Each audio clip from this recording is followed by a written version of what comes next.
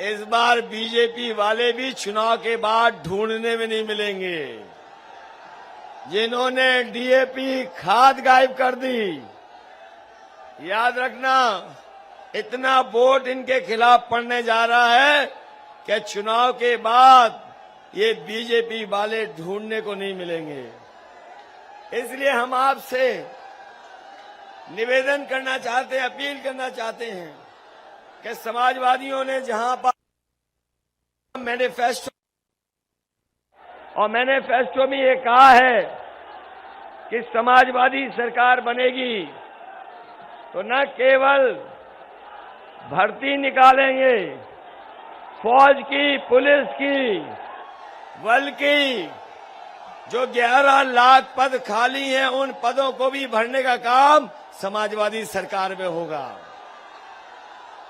ये हमारे BEd, TET वाले लोग हैं, शिक्षा मित्र वाले हैं, बीटीसी, बीपीएड और पुरानी भर्ती वाले जिनके पद खाली है, 69,000 शिक्षक, रोजगार सेवक, आंगनबाड़ी, आशा कार्यकर्ता, अगर किसी को उम्मीद है तो वो समाजवादियों पे उम्मीद है और गठबंधन पे उम्मीद है। हम आपको भरोसा दिलाते हैं समाजवादी सरकार आएगी तो इनके पक्ष में फैसला लेकर के समाजवादी लोग काम करेंगे। ये लोग जो गर्मी निकाल रहे थे, गर्मी निकालने वालों ने बताओ नौजवानों भर्ती निकाली क्या? 3 साल से इंतजार कर रहे हो कि नहीं कर रहे हो? और आपकी उम्र भी बढ़ गई। इसलिए समाजवादी सरकार बनेगी तो पुलिस के साथ साथ फौज की भर्ती कैसे निकले उस दिशा में भी समाजवादी लोग काम कर करके दिखाएंगे। मुझे तो लग रहा है ये 6वें और 7वें चरण वाले लोग जो गर्मी निकाल रहे थे उनकी भाप निकालने का काम करेंगे।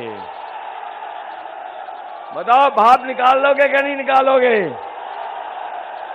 इसलिए याद रखना, ये चुनाव जहां साइकिल का है वहीं आपके छड़ी वाले भी लड़ रहे हैं। साइकिल और छड़ी दोनों की मदद करोगे? और मुझे खुशी है इस बात की, जहां से चुनाव शुरू हुआ था, पश्चिम से चुनाव शुरू हुआ था, इस बार आरएलडी और गठबंधन के लोगों ने भारतीय जनता पार्टी का हमेशा हमेशा के लिए खात्मा पश्चिम में कर दिया है।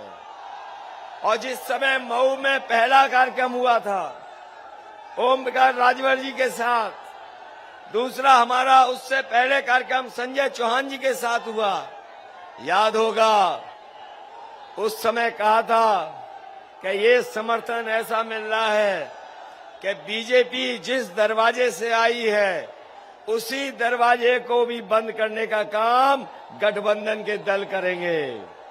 बताओ आज लग रहा कि नहीं लग रहा कि दरवाजा बंद हो गया? इसलिए आपसे अपील करता हुआ याद रखना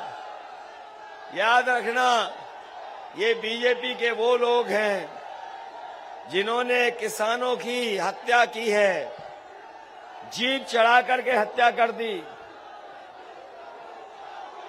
हत्या की और आज भी न्याय नहीं मिल रहा है।